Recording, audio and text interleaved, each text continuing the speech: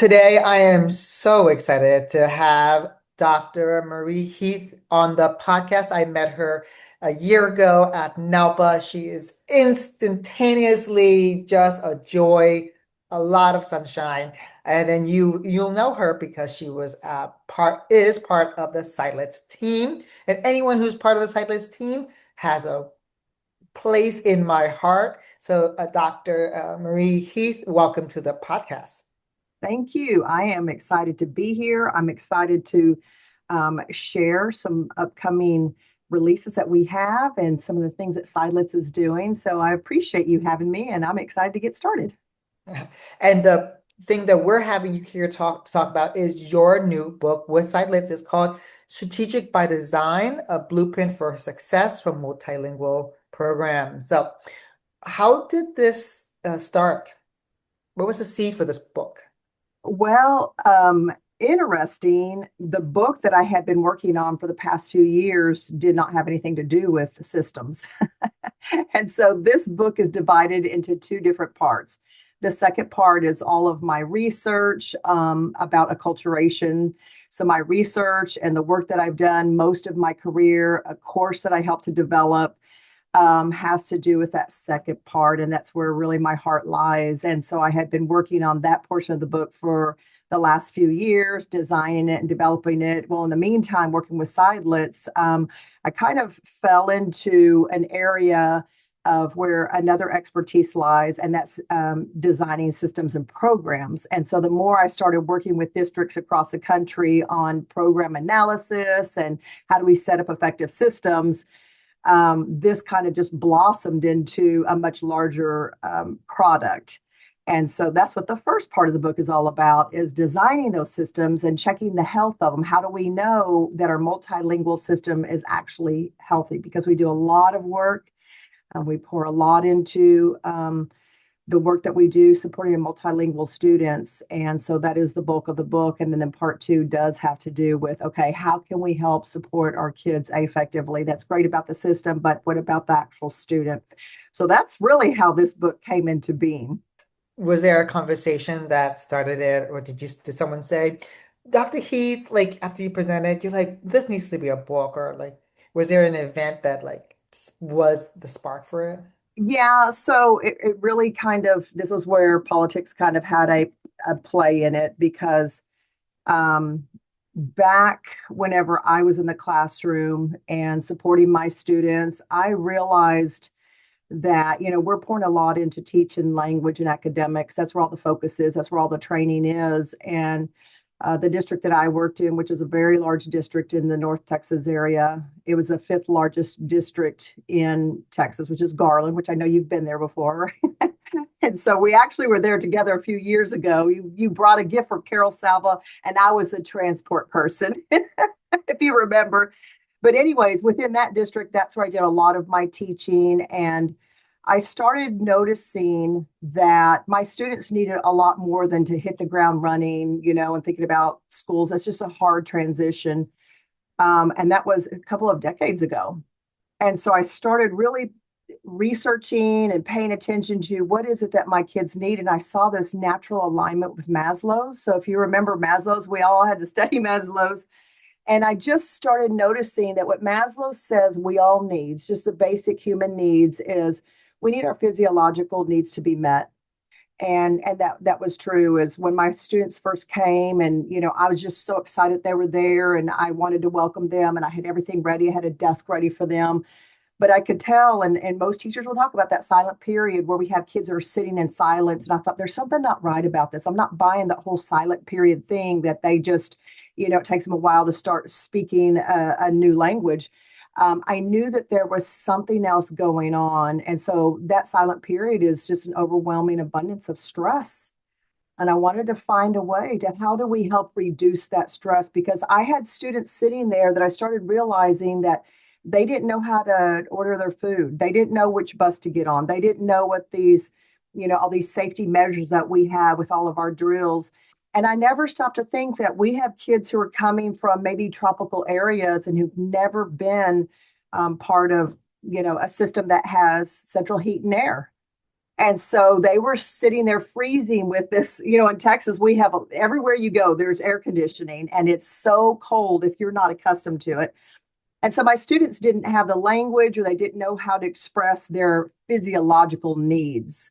And that's what Maslow says, is that is first. And then I need to feel like I am safe before we start jumping into the belonging piece of it and the self-esteem. And that's the part that we love as teachers, is we want them to know you belong here. We love you.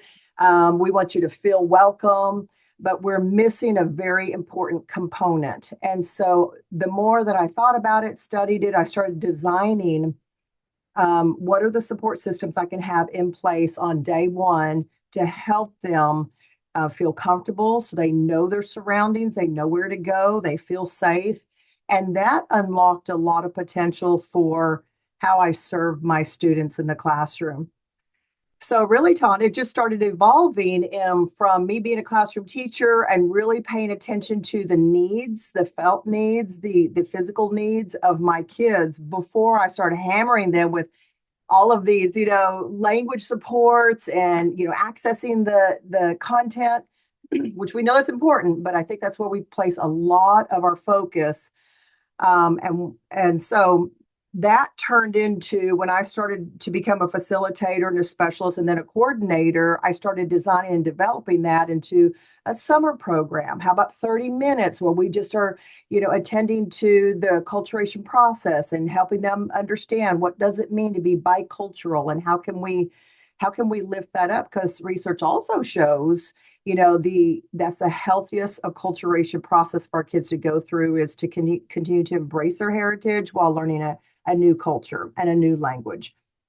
So that was the catalyst for all of that. And it turned into a high school course that we had when I was in Plano. We designed it, a phenomenal group of teachers. We created a curriculum. And then after having that course for several years, I submitted it to the state of Texas as a credit bearing course, because we're always fighting against that clock, that graduation clock, because our kids have to be getting credits. And I thought, how wonderful would it be if we could give them credits towards graduation? This course is valuable enough that I wanted to just attempt to have it as an innovative course. So I submitted to the state of Texas, and Texas adopted it a few years ago. So as far as I know, Texas is the only state that has an acculturation, credit-bearing acculturation course for our students. So that now currently exists. So that's kind of a long story to tell you how this all began and where we're at now. Well, congratulations on that course that has been adopted by Texas. I've never heard of that before as well. So, other states, you should be looking at Dr. Heath's program in Texas to figure out what to do. This is great. Yeah. So, And John, go if you ahead. don't mind me, I'll give you the exact title if someone wants to just research it, because there's standards. And then also that helps you, even if you're not in Texas and it's not an actual course, it could be an after school program, it could be a summer school program. I have counselors that work with multilingual students, and they are looking for, I need some guidance on how to help support our multilingual students. And so to have some guiding standards is always very beneficial. So the title of that course is Multilingual Acculturation Studies for Newcomers. And I've just released, and I'm sure that we'll share the website, but I've just released an entire scope and sequence for that course that does a crosswalk between the standards. I partnered with Saddleback because they have just released their Slife series. They've had their newcomer series, they've had their newcomer stories, and now they have their Slife series. So I thought, how perfect is this? So it's free. Try to give away as much as I can for free. So on my website, you can click on it and have that entire scope and sequence if you're interested in how can I pair activities with literature with standards. Well, now we teach. Thank you for that resource for teachers. And so let's talk about your other resource, which is your new book. Let's talk about strong multilingual programs, which is your expertise, because you were the coordinator for Garland, and you were able to really support the district there, or really the region. And so let's talk about what does design by design, not by chance. What does that mean? Yeah. And so I was a coordinator in Plano. All those surrounding cities, I was in Garland and Richardson and Plano. And so that's where the last district I was in was with Plano. But um, it really was, I started noticing, this is where it all began, Ton, is that we are doing so much work and pouring so much into our teachers. I just felt like we were spinning our wheels, right? It's like we're doing so much work, but the results are not where we want them to be. It's like, why are our students still faring below? We have research that says that our kids who are bilingual, if they have a strong bilingual program, they should, exceed, and we know that that's true. But we still have a high dropout rate. We still have kids who struggle to exit the program. And so I decided just to look at it from a different perspective and not so much as what are the teachers, what more can the teachers be doing? And then we also had a high turnover rate with our teachers. It's hard to hang on to our teachers because we burn them out. And so, there's a lot we're asking from them. We're asking them to deliver content. We're asking them to help develop language. We're asking them to do compliance. We're asking them to work with the families. We're asking them to do the testing and to come to the front when you have a new student and to go push in and help teachers. What we're asking them to do far exceeds what most other teachers are doing. So it's super easy to burn our teachers out. And I just think that our multilingual teachers are phenomenal because they do it because they love their students. They want to see them succeed, but we can only do so much. And so putting more and more on our teachers, I knew was not the way for us to go. And so I took a step back and I started looking at what is our system? What does the system look? So taking a systematic approach. We all need to be doing our parts instead of just putting the weight onto the teachers of how much more can we put on the backs of our teachers, and what could be how can we design student success as a result of intentional systems. And so then I just started breaking apart the system so I could kind of rebuild it. And, we have federal guidance that says these are the areas that are required for us to support a multilingual student. So I just took from the federal guidance, and the heart of strategic by design is looking at our multilingual programs through 6 different pillars. And all of your teachers who are listening, they're going to say, yeah, that's all that I do. So it's your compliance, it's curriculum instruction, it's the staffing, it's the professional development, it's family and community engagement, and it's pathways to graduation. That's what we do every single day. And so that's what I mean by designing a system, which is quite different than an evaluation. Like, let's evaluate our program, because we had to do that. And if you ever get federal funding, that's one of the things you have to do is evaluate it. But it's far different, because when we're evaluating, then we're just looking at, we're measuring, are these things in place? And then a system health analysis is going to look at the effectiveness of your program. So can you give an example of when you worked with a district to really help them use your framework to Mhm. develop their program? Oh, yeah, I've got lots of examples. Um, one of the there was a district, and I like giving this example visually because it makes so much sense. So I was working with a district, and most districts, when you go in and they're evaluated, they have all the pieces in place, right? It's like, okay, do you have, as far as compliance, are you testing the kids? Yes. Do you have an intake process? Yes. Do you have a home language survey? Yes. It's like these check boxes, right? And so I had a district that was really struggling with the intake process. And, we have a limited amount of time. You have to have your kids identified into the program and begin servicing them within a certain amount of time. And so this district was struggling to meet that timeline. And we needed to find out why. So this is how the system analysis works. As you start digging down, it's like, okay, from the time that your parents show up to register your kids, walk me through this entire process and who is involved. And so when we started unpacking that, I started realizing that, wow, there's a lot of people who are involved in this process. right? And so the idea from the person who was in charge of the multilingual program was, well, the more people who are helping, then the quicker that we can make this happen, the quicker we can get the kids in the seats. Well, you've heard of you've heard of the, there's too many cooks in the kitchen. That's kind of what was happening is, so I had to visually display, well, let's walk through the process you currently have in place with all the people that were involved with this process. And my question was, what happens if this one person becomes ill or goes on vacation? It doesn't come to work for a few days. It stops the whole process. And there's nothing else that we can do. So it just comes to a halt. And so then we were able to streamline that process and look at, okay, let's look at it from a systemic point of view of what can we do to streamline it so we can get our kids in quicker. And so that's one example. And that just one example is really helpful because it shows that a system is not a person. It's all the things we put inside, all the steps that are in, because if a person leaves or a person's not there, the system continues, right? Yeah, and I always say, we can't put all of our eggs in one basket, and we can't depend upon those individual heroes, right? We can't expect our teachers to always be the one to make everything happen.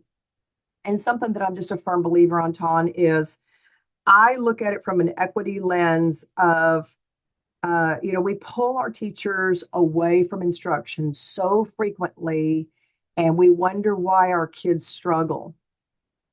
And so my question to districts is always, do you do this for your biology teachers? Or do you pull your biology teachers out of the classroom this much and leave them with a paraprofessional? We don't ever want to do that to our students, which these are some of our students that are, most at risk. And so they need more time and attention, not less. I can give you another example, which I think is really interesting, Ton, and it's something that I see that is consistent across multiple states. So I gave you an example of the pillar of compliance. This is an example of, and all of the pillars, they're all connected together. So one thing impacts another. So for example, that intake process, we don't get our kids placed into the correct class or they're not identified. Well, it's going to impact the curriculum instruction. So it's all connected together. But another thing that I see that seems to be pretty consistent is the way that we are serving and providing credits to our kids in their English class. Now, that's different in every state, okay?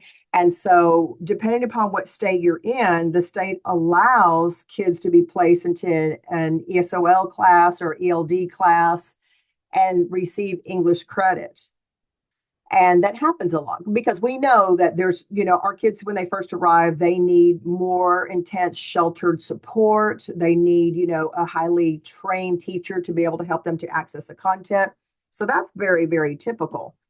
But during the system health analysis, what comes to the surface many times, because the way I walk them through the system health analysis is through a lot of questions. And it's always, always through the equity lens. We don't want to change the way we serve them so much that we're compromising the equity piece. So we want to serve them in an equitable way. And so those are the way that my questions are always framed. So my question is, which I think that sheltered classes for our newcomer kids are a fabulous idea. They need that high level of support. But my next question is, because we know at high school, and in almost every state, they will have to take a state assessment at the high school level. So my question is, it's a curriculum instruction question. First of all, what are the instructional materials? Are they aligned to the standards? If we're giving them English credit, is this course aligned to English standards?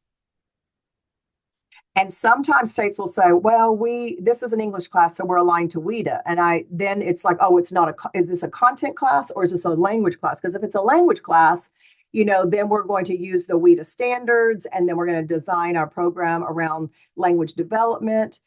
So it's the difference between designated and integrated English class, right?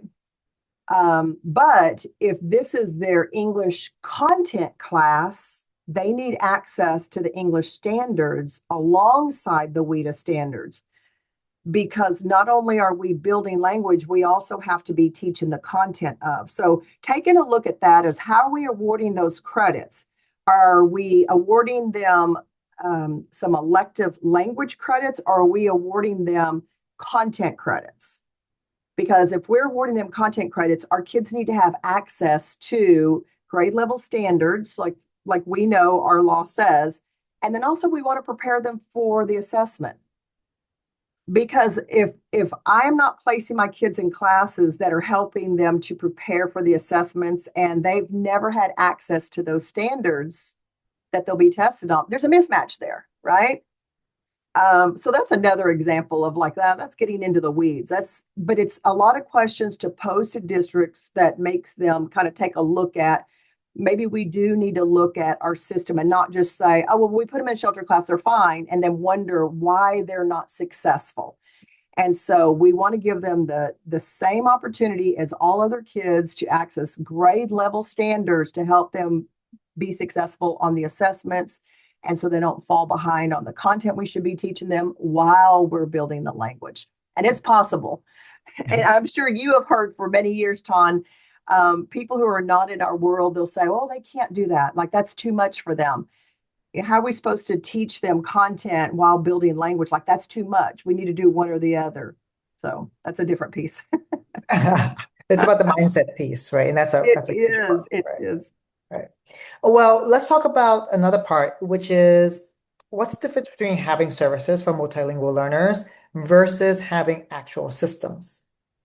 Okay, yeah. Whether we're just serving our students, or looking at things through an actual system. And you touched on it a little bit.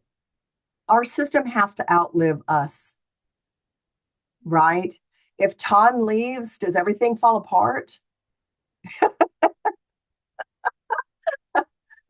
When I was in Plano and I knew that I was going to be shifting over to working for Seidlitz full time, I had the mindset of, I can't leave and things fall apart. There has to be processes in place so that when Marie leaves, someone can easily come in and pick up the baton and keep going. It should not fall apart because I leave, or our heroes in education, the ones that we know are super successful. How can we, because everyone at some point in time, it's going to be time for us to pass the baton, right? And so thinking of a system, the purpose of it is to connect the people, the processes, and the decisions that we make. They have to outlive their certain person. I mean, the certain people, and everyone needs to understand their role within this system and how it's interconnected together. So helping us to look at how is everything connected together. So let me give you some examples. That pathway to graduation, I was recently with a district, and their concern is the high dropout rate. And just listening to the conversation with a superintendent and the directors, and their focus was on solving this problem. Well, they're dropping out. Well, we need to, have some more tutoring. We need to, they're trying to figure out what can we do from this point forward. And my lens is, let's take a step back and look at what happened before they got to the point of I want to drop out. Something is happening, at middle school when they first come to high school. I said, think of it this way. What happens from the time our kids, and all little kids, if you go into elementary, they are so thirsty to learn. We're teaching them to wait your turn, raise your hand, listen to others, because they're so excited about that opportunity to share, and learning is so exciting. So what happens to our kids where they slowly start fading away, where they get to high school and they just want to drop out? And that message doesn't resonate always, because it's like, okay, we have to really unpack that entire system. So, Ton, I'll share a story with you. And sometimes I share this story with districts to help them have a deeper understanding of, we can't keep focusing on the academics part of it, or blaming it on the language. We can't keep doing that because it's because the kids aren't exiting the program. That's not actually why they're dropping out. So it's a personal story. I'm a second generation immigrant. My mom's from Mexico. And if you've ever researched, I've done a lot of research on our immigrant kids, our first generation, but if you ever research second generation, like what are the struggles that second generation kids go through? And it's interesting to see that they are most at risk. They have a higher risk of dropping out. They have a higher risk of being incarcerated. They have a higher risk of um, drugs and alcohol. They have a higher risk of pregnancy. So they're very, very high risk. And I thought that was very interesting and wanted to learn more about it because as a second generation immigrant, I fell into a lot of those categories. And so I ended up dropping out at 16. So I was one of the ones who fell into that, at risk category. And so it was really interesting to find out why did this happen? And so I had to unpack that. What I did know, Ton, is, when we go to different conferences and trainings, one of the things, activities that they love to do with teachers is think about who inspired you to be a teacher? Like, who was it that inspired you to be a teacher? And it's a common activity that we've all done before, and we reflect back, and everyone has a different story. That was the time that a lot of the times, would excuse myself and just go to the restroom or something. And that was because I didn't have anyone who inspired me. I didn't have like, oh, I had this phenomenal teacher. I had nothing, there was nothing there. And so I started really looking at and thinking about what caused me to drop out. And I realized that I wasn't part of anything. I wasn't part of that learning community. I wasn't part of that social community. I wasn't a cheerleader. I wasn't an athlete. I wasn't on band. I didn't even know how to access those things. And so if our second generation kids, a lot of times their parents don't know how to help support them. They don't know what's available. My mom didn't know about, she never went to like a PTA meeting. She never checked into, okay, what courses are available for my daughter. She never, checked into like all those, we'd have like camp, fifth grade camp. Like I didn't know how kids uh, participated in all those things. I just thought from my experiences growing up that that's something that the wealthy kids did. And since I didn't grow up that way, I that was my perception, a child's perception is those are the kids who have a different life because it costs money to buy a band instrument or to go on your fifth grade camp retreat or to be a cheerleader. And so I just accepted it that it's not for me.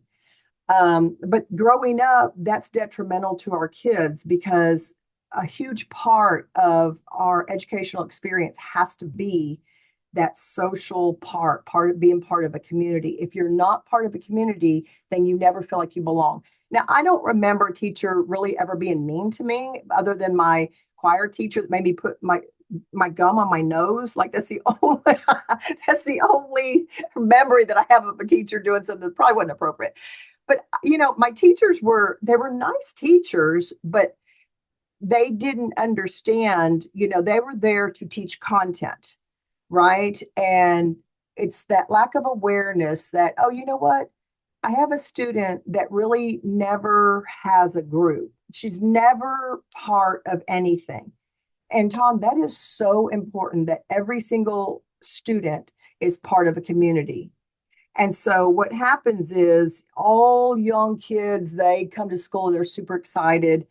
If you start experiencing failure, so I start going through second grade, third grade, fourth grade, and growing up, part of our culture was if my mom was sick, I had a little brother, so there was a baby that was born when I was 9. If my mom was sick, or one time she had a broken ankle, a couple times she had a broken ankle, or she needed to work or something or work late, it was my responsibility to stay home with the baby and help out. Well, that's a lot of missed school. And so that will cause a student to fall behind. And a quiet student I should say a compliant student. A compliant student doesn't mean that they're being successful. Sometimes our compliant students are the ones that are struggling the most. And so when you start increasing that gap, educational gap, and then you get into middle school, that shift when you get into middle school. Now it's all about your identity. First we're happy to be in school. Middle school, it's like, okay, I don't want to be any different than anybody else. I'm working on my identity. And our kids, I tell everybody in my trainings when we start having these conversations about our kids who are falling behind by middle school, they go one of two routes. Either they go the route of the distractor, or they go the route of just trying to fly under the radar, right? And so then, I did that, just kind of was flying under the radar, super quiet. And then when you get to high school, you're so far behind. Um, yeah, and so you're so far behind, and then we can start working. And for the first time, I had that opportunity to like, oh wow, I'm in charge of my life now. When you're working, I can control how well I did in my job and the amount of money, and started getting that independence. And all that to say, Ton, is that I that is a very, very important part of looking at what's happening to our kids when they get into secondary and that gap starts increasing. They're falling through the cracks, they're not progressing linguistically, then they want to drop out. You have to look at it systematically. What happened from the time they arrived, what was going on, what was their attendance, were they missing a lot of school? And we need to fix those systems and put processes and programs in place to recapture the kids that are flying under the radar, or they're the distractors, or they're starting to have a lot of absences. And doing this for a few years across our country, what I've recognized is a few trends. One of them is linguistically and academically, our kids were climbing. And then, usually about middle school, you'll see it starts to plateau. So, what is happening when they get to middle school, right? Or maybe upper elementary, it starts plateauing. And then in high school, many times I see linguistically, they start going backwards. And so our kids should never be going, you're not going to lose your language. And so, why would our test scores show our kids going backwards linguistically? It could be I'm just clicking through this test. I don't know why I'm doing it. I hate doing it. I'm click, click, click, click, click. I don't know. But then you'll see there's a snowball effect. And why we have to look at things systematically is because, well, many districts, when they place kids into shelter classes, they're looking at their language scores exclusively. And so then you start seeing high school kids are placed back into the shelter classes, back into the newcomer classes. What does that do to our kids? What message does that unintentionally send to them? If I'm going to put kids who were born here, or arrived when they were in elementary and they were thriving and they started falling through the cracks, so then we put them back into the program, we put them back into the shelter classes, right? Yeah, I have a story that's a really good example. I was traveling to Colorado, and I have a client out there. We have someone that I help serve out there, and I this is going to tell you a whole lot about my personal life because Tom, all the Seidlitz people, we're all over the place, and we are always, if we can go somewhere and help serve, we're there. So I had arrived at the hotel, I was going to check in, and unfortunately, I had the wrong date. I had reserved my hotel on the wrong date. And so it just happens. We've got a lot going on. And so the little girl behind the desk, I could tell she was in her young 20s, really, really young. So young 20s. And she went above and beyond to try to help me. And she said, I'm so sorry. We are booked. So Colorado right now is having lots of fires. So they had firefighters coming in. There was no space. So she said, I'll tell you what I'll do. Let me call everyone who has not checked in and see if they're coming, because maybe somebody's not coming. She took the time to call every single person who had not checked in to just do a quick, I just want to check, see if you're still coming. And yeah, so I know she went above and beyond. I was very surprised as well. Very articulate. She communicated wonderfully. And she said, well, I don't have anything, but let me start calling some local hotels. Let me see if I can find a room for you at a local hotel. So she just started calling hotels until she found one available in the next town over and helped me to get a room. Now, Ton, I am in hotels most nights every single week. I've never received that level of support and just attention as young as she was. I was so impressed. So, anyways, I came back the next day and I just kept thinking about her and just thinking about how young she was. And so when I went back the next day, when I actually had booked the room, and I said, "Can I ask you some questions?" So I could tell that there was a possibility she could have been in a multilingual program. She had a little bit of an accent. And I was curious to know if she'd ever been serviced within our programs. And so she starts telling me her story that she came whenever she was, I believe, in third grade or second grade, and she excelled and she exited the program by fifth grade. So obviously she is a superstar. She's highly gifted. And she said she had a wonderful experience. She says, but the one thing I will never forget, because I asked her, was there anything we could have done differently to help support you? She says, the one thing I'll never forget is I was in ninth grade and they put me into a sheltered biology class because I spoke Spanish. And so they were putting Spanish speakers in a sheltered biology class. She said, I remember there was two white kids in there and the rest of us were Spanish speakers. And after a couple of days, they took the two white kids out and were just Spanish speakers. And the teacher was using Spanish to teach biology. And she said, I was so lost.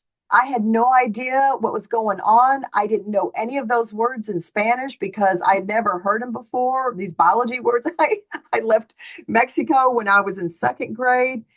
And she said, I always did really, really good in school, but that's the one class that I was so lost. And sometimes when we feel like we're doing the right thing, we actually are harming kids by over scaffolding or overthinking it or over providing services. And so we want to look at the entire picture. And I love, when districts have kids who are struggling or on the verge of dropping out, because of my past, I'm quick to jump in and say, let's look at the whole story. Like, let's open this book up and let's look to see, when did this start happening? How are we serving them whenever our students start struggling? Did we start over scaffolding? Did we start putting them too many shelter classes? Sometimes I see districts, they feel like, well, they didn't grow linguistically, so we put them back in the same class. And I remind them that there's a word for that. It's called retention. Would you ever want your child to be retained, and receive the same instruction if it's not needed? So that's just a good reminder for us to look at both ends of it. Not only are we providing the right supports and scaffolds, but when is it that we're over scaffolding and we are not challenging our students? Because it sends a message when we over scaffold, then that message is, oh, I guess I can't do it. Right? So that reminds me when you shared that story, thank you for sharing that story. And also your story about being so vulnerable with staying home when you were needed. Um, and I didn't know the research around second generation people from who are immigrants. And so that's really interesting. Do you mind if I explain where this research comes from and why does this happen? That's a really important part because it doesn't make sense. Kind of like how you were saying is like, that's really interesting. So I can share with you, growing up, if you're second generation, you're toggling two different cultures and two different worlds. You have one foot in each culture, and it's that sense of, I don't know where I belong. This is where teachers can be very, very powerful. And that's where the second part of strategic by design fits in. So, and not knowing that, because we see sometimes that what a great asset, you have this culture, your heritage culture, and then you have the American culture. It just seems wonderful. But I think people don't understand it is a struggle because where do I fit in? And that's where I was, because I knew that all of my white friends, that they lived a different life. I would go home and my life was very, very different than theirs. But then, with my family in Mexico, I wasn't fluent in Spanish. It's like they never saw me as Hispanic. I can be with people who are Hispanic, and it's like, no, you're white. And so you don't fit in either place. So that sense of belonging, when we're talking back about Maslow's hierarchy of needs, you have to know where you belong. And that's where that research comes from. Is your and talking to second generation people, they're like, kind of like I'm trying to fit in. So, unless that acculturation process helps you to develop both of those bicultural identities so that you feel like I actually belong in both places and I can easily navigate into one or the other. Just like language, when we're building language, you want your students to be able to flow from one language to the next. That's beautiful. Whenever they can easily transition from one to the next, that's when you're truly bilingual. It's the same with culture. It's exactly the same with culture. Being able to navigate both. So that's the why behind that, Tom. Thank you for letting me share that. No, we appreciate you explaining the context for that. Going back to your book, you mentioned you mentioned about the people involved or the systems involved, and it's not about one person, it's about systems to create things that work, systems that work. What are the roles, what are the people, not individual people, but what are the roles that you recommend that districts have to support like a program? Yeah, that's a great question because another thing that I see that's very common is the people who are making the program decisions usually are not people who have actually taught multilingual students. And it is a unique world. I think all of us that live in this world, it's hard to help people understand the scope of the work that we do. It's very hard to articulate it because we're not like experts in one content. So we can go deep and deep and deep and learn all about this content and then learn some amazing strategies of how to disseminate this information. Okay. That's not us. We're looking at all kinds of different levels of support that I explained, those 6 pillars. So as a multilingual teacher, I have to figure out, the strong strategies to support my kids' language acquisition. I need to know content. I need to know how to work with other teachers. I need to know how to support my students' acculturation. I need to know how to navigate different cultures, different languages. I need to know testing skills because I'm usually in charge of all the testing and the logistics of that. I need to know how to work with families and support the families so there's not a big dissonance between the acculturation process of my kids and my parents and how to help them access it. I need to know how, professional development because I'm usually in charge of, training. It goes on and on and on. And so I was at a conference and I was giving this particular breakout session about strategic by design. And I have a visual. There's a visual in my book that shows the complexity of this system. And afterwards, she walked up to me and she said, I am going to print that out and I'm going to pin it to my back because I need for everyone to understand the scope of the work that I do because we can't articulate it. It's hard for people to know. And our multilingual teachers, a lot of times they'll say it's really frustrating because our schedule sometimes has to remain flexible to attend to all the students and support all the teachers and to be able to do the testing and come to the front for enrollment. So sometimes our teacher schedules look flexible and other teachers will say, well, what do you do all day long? And so it's frustrating for them because they can't just say, well, I've got 6 periods that I teach 125 kids all day long. So she felt like, this is the easy solution. I'm just going to pin this to my back and people can see the scope of my work. So when we're talking about the roles, I think for what does that look like? Going back to the decision makers many times are not the people who have lived this. And so either they're making decisions based on a larger system, what's driving them financially or logistically. It makes sense. Okay, for staffing, it's not uncommon for the way that they staff campuses is the loudest, squeakiest wheel of like, I need another teacher, I need another teacher. Then finally, okay, here's another allocation. But there's no justification for why, just because one campus is louder than another. So there's not a systematic way of deciding what is the equitable way to place teachers. Or you see districts that they're asking the teachers to make those decisions. And the teachers have limited understanding of the larger system, the laws that guide us that are required, the way that the multilingual system fits into the larger system, the way that the budget works, all of those things that someone at the district level should be making those decisions in conjunction with information.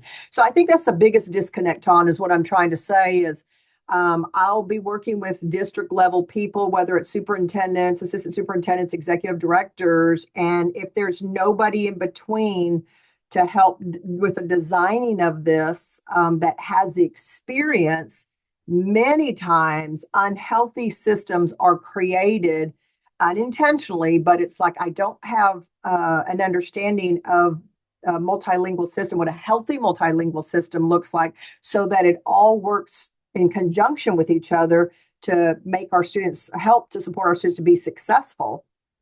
You have an unhealthy system that it becomes more of a compliance. We're doing a thing. Okay, we have to test, we have to put teachers on, we have to, we're supposed to create courses. Okay, well, let's find some course. Okay, just put the kids in the course. Oh, okay, they're brown, put them in the course, put them in the shelter course. Oh, the language, the data of the language says this, well, then put them in the course. So that's kind of what I see is that disconnect from the individual roles and teachers wanting to do what's right by kids because they know better than anyone else. But then how do we take their depth of understanding of appropriate services and put them into a system that's healthy? That's actually, let's talk about what makes a system healthy.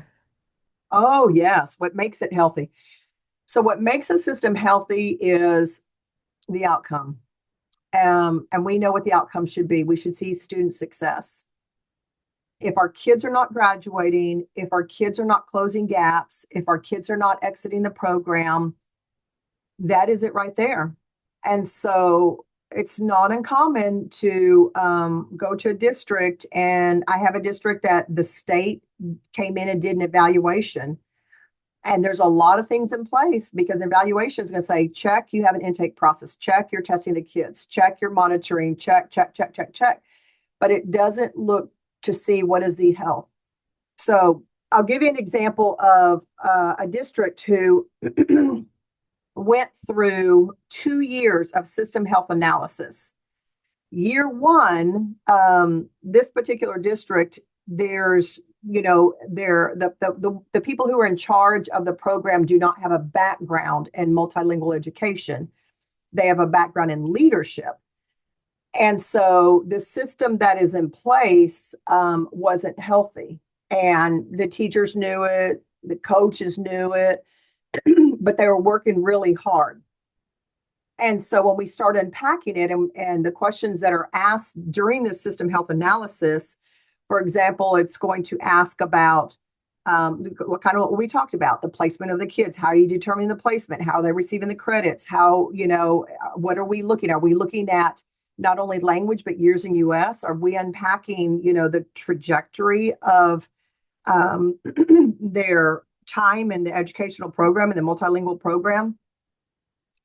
And so year one, the health analysis came back. So unfortunately, because some of these pieces of evidence, when I go through a health analysis and we're asking these questions, it always has to be followed up with evidence. Where's your evidence that this is effective? Where's the evidence?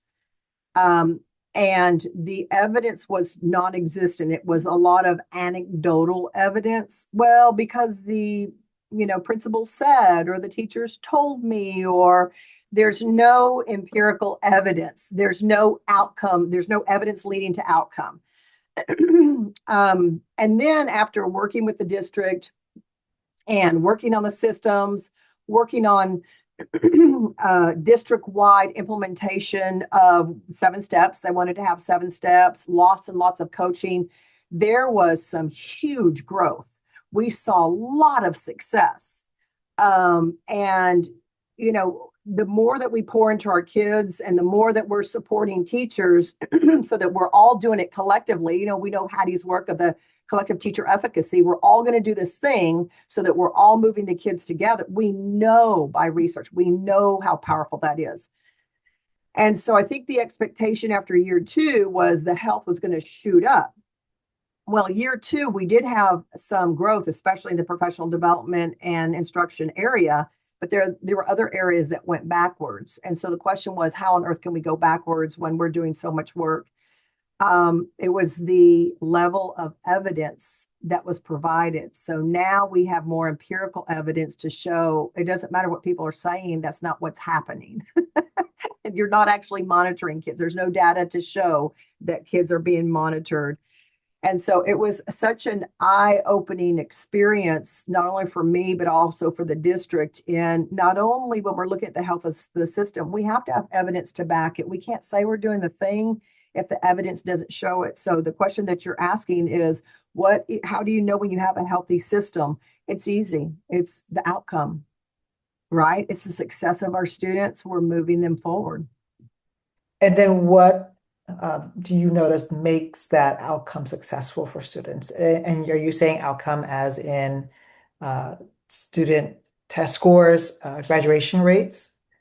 Test scores, graduation rates. We also look at the level of involvement in their school community. That's a big one. So we run the data of, equitable access. How many kids are in your AP classes, your honors classes? How many kids are involved in your extracurricular activities? And, you're looking at the entire school program, everything that all other kids or gen ed kids have access to. We have to open up those doors. We have to look at it. And so it's not just tests, but it's also we want our kids to be part of those leadership opportunities. And that's a big part of that second part of strategic by design is that part of the book is in 3 parts. The first part is about the newcomers when they first arrive. If you think about Maslow's, I have to know physiologically, where's the bathroom, how to order my food, where to get on the bus, what is this loud, alarm going off whenever you have these drills.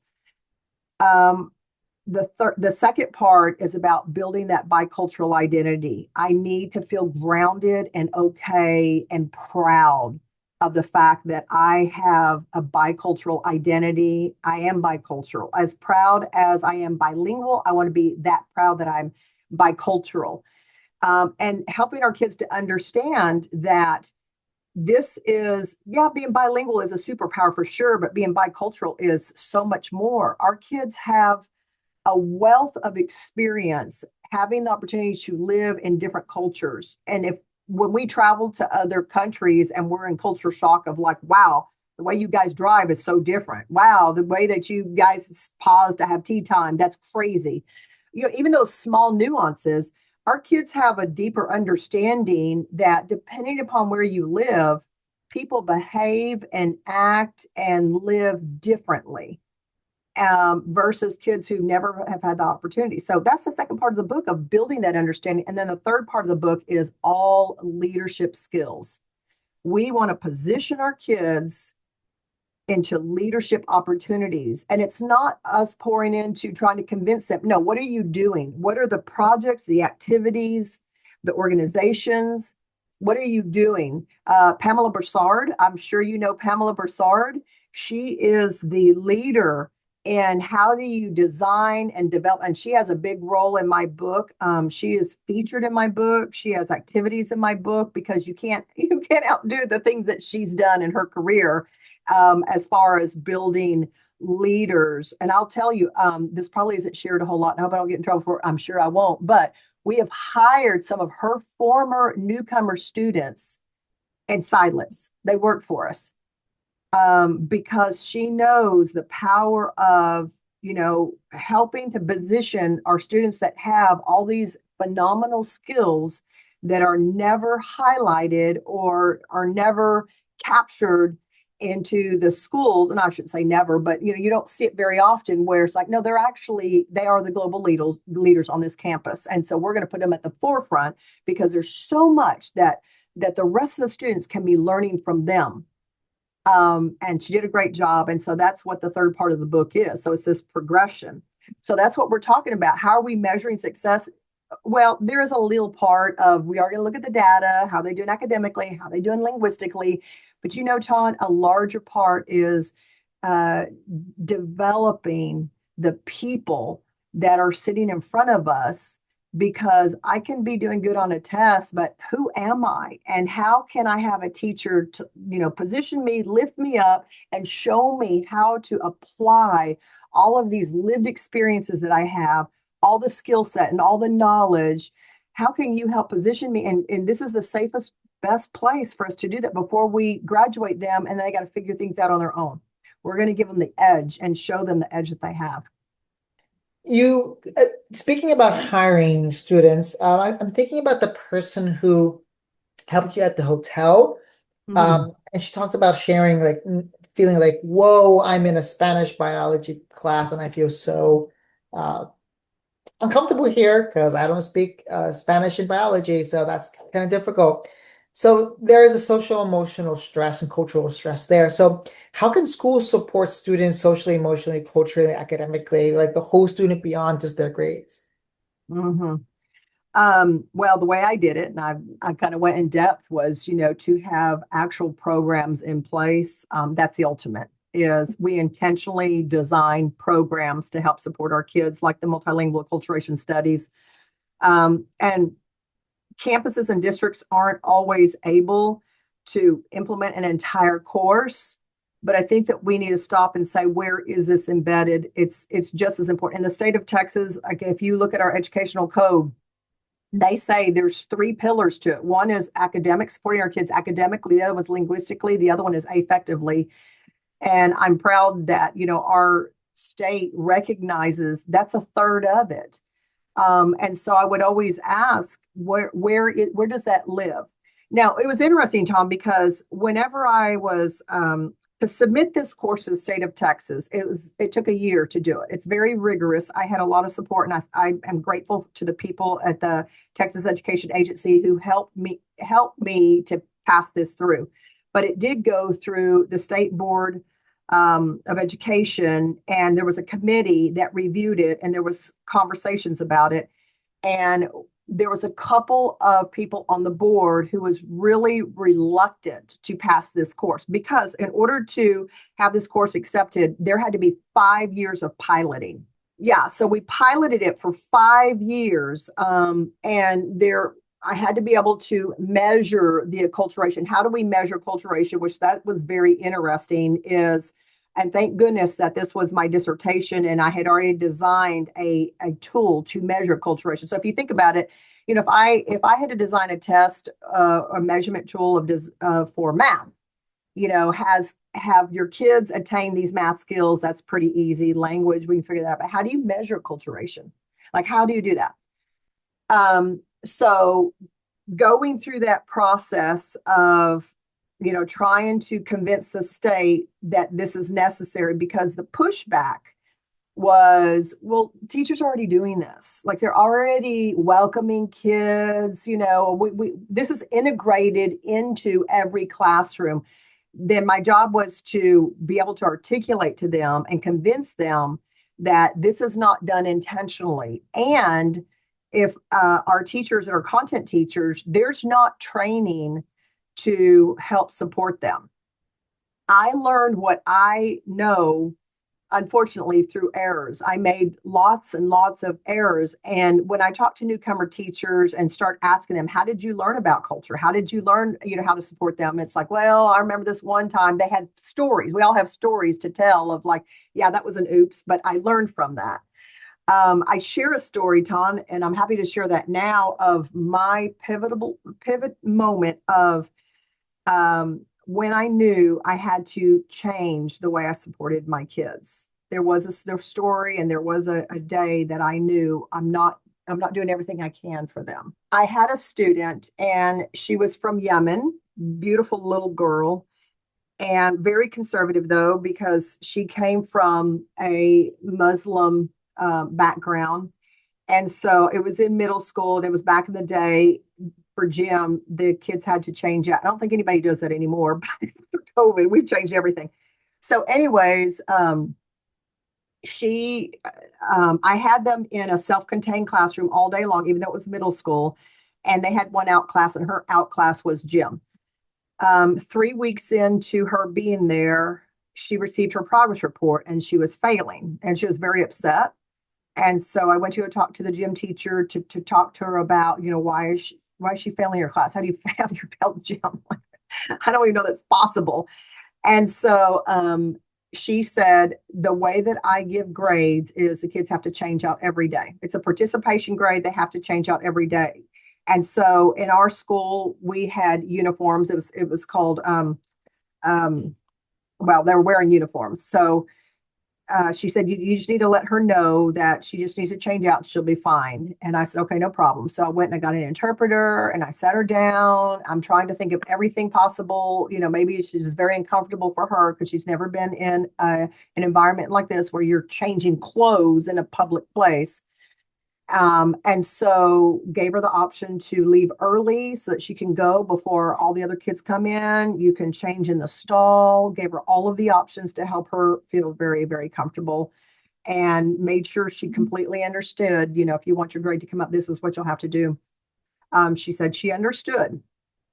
And so I thought we were good. 3 weeks later, when the report card came out, she had an F. She had failed that class. Yeah. And so she was devastated. She was crying. And I was just livid because I thought, this is just brutal for the gym teacher to be doing this for her. Like, where is the compassion? And, if you have ever been a newcomer teacher, then you are mom or papa bear. You're in that mode a lot. You feel like I am the advocate for my kids. And so I met with her. I had asked this student, were you changing? Did you understand? Like, I gave you lots of options. Did you understand? And she said, yeah, I change out every day. And I didn't understand because I thought something's not right with this story. Somebody's not telling me something. And so I went to go talk to the teacher and said, what is going on? And she says, I told you need to make it really clear to her that she needs to be changing out. And she wasn't. So I'm not going to show any, leniency to her whenever this is the way I treat everybody. Well, I was really confused because I didn't know what was going on. So I went back and I asked the little student, and she said, she promised me she was changing out. And I said, can you go get your gym bag? And so she went and got her gym bag. She opened up the bag and I looked inside, and she was changing out from one uniform to a different uniform, to another uniform. And I realized I never explained to her that there are gym clothes. There's a different set of clothes that you change into, and she didn't own those type of clothes. So when I said changing your clothes, just change from this clothes, you have to change out. So just watching her go through that stress for 6 weeks was enough to make me think I have to be more explicit about helping to support my students. Like, there needs to be a process in place to help them understand, how do I go from disorientation? So I'm so disoriented to I have an understanding of the expectations, all the way from our school policies, because as newcomer teachers, we know our kids get into trouble because they didn't know. They didn't know all of these rules, campus rules and things like that. So it's the intentionality of explicitly teaching these things to our kids. Oh, and we all have stories like that where our heart just breaks for our students when the lack of explicit instructions. And so going back to your book, which is about providing explicit support for districts to create their programs explicitly, that is a wonderful way to end the podcast. So is there anything else that you want to share about your book before we leave? Like what's one step that we can start with to leave with teachers? Yeah. I think that, taking a look at your program, and like I said, we do pour a lot of time and attention into language development and, accessing the content. But I think having those conversations on campus about, but what about the child? Because a lot of times we hit the ground running the day that they arrive, and that child sits in the chair, and then we take it from there on. And it's really important for us to know who's sitting in front of us, to know their story, to know how best to serve them. And I know that this is kind of like a fine line, Ton, of like, I need to know their story. If I knew their background, I could better support them. But how do I find out their background without maybe re-traumatizing them or, being invasive? Because some kids, are not ready to share or don't want to share. And so I'll leave you with a really powerful activity. And it is in the book. It's one of the activities. And I like to do this in the training because it's a lot of fun, but it's called Past and Future Hands. And so one of the things I did with the kids is we did a lot of journaling. So all of these activities, many of these activities are in my book, have to do with actual activities I do with kids to help build this bicultural identity. And this was called Past and Future Hands. So what the kids do is they trace around their hands, their left hand and the right hand. And on their left hand, they label it that says my past, and the right hand, they label it with my future. So on their left hand, the kids just use pictures, icons, words, whatever they want to represent their past. And there's not really any guidance, so kids are free to share. I had a birthday party, I had a dog name, whatever, and or sometimes kids take that opportunity to express emotions, their frustrations, their angers, their sadness, the death, the trek that they took. I'm not setting those parameters, so they're free to journal whatever they like to. And then on the right hand, they do the same thing with pictures and icons and words. What do you see in your future? And so kids can, and it's always something like, I'm going to get married, I'm going to have kids, I'm going to travel, I'm going to give back to my community, I'm going to be a fill in the blank, the occupation they're dreaming of being. So the interesting thing, I've been doing this activity for well over a decade. And the beautiful part of it is 100% of all kids always show hope in their future. There's never tragedy. They never see anything bad happening. It's always full of hope. So that's good for us to know that, to think about what can we do to support those dreams that they have, but then also to discover a little bit about your student. And if they're sharing tragedies or hardships or things like that, they're wanting you to know. And the power of the kids sharing with each other, because they naturally do. When I'm sitting and I'm working and I'm drawing and, they're having conversations or looking at each other. And this opens up the opportunity for kids to support each other and to realize a lot of times the things that they've gone through are not that unique. They have friends and peers that surround them that they also are missing their friends. They left their dog behind. Their abuela is back in their home country. And when they see I'm amongst people who are struggling like I am because I'm super homesick, it helps them to feel like they're part of a community that they can feel safe to share. Today I'm angry, or I'm sad, or I'm excited because I've seen my language grow, or now I have more English. And it's really important, Ton, for our kids to be able to have that level of community in the school system. Well, what a wonderful activity to leave listeners to so they can also get your book, which is the activity is in the book. So, Dr. Marie Heath, thank you for creating a resource where teachers, where schools can come together and districts can come together and think, how can we do this systematically and intentionally? So, no more this like isolated patchwork of things to do, but an integrated system. Thank you so much. Oh, thank you. I appreciate the time and the opportunity to share.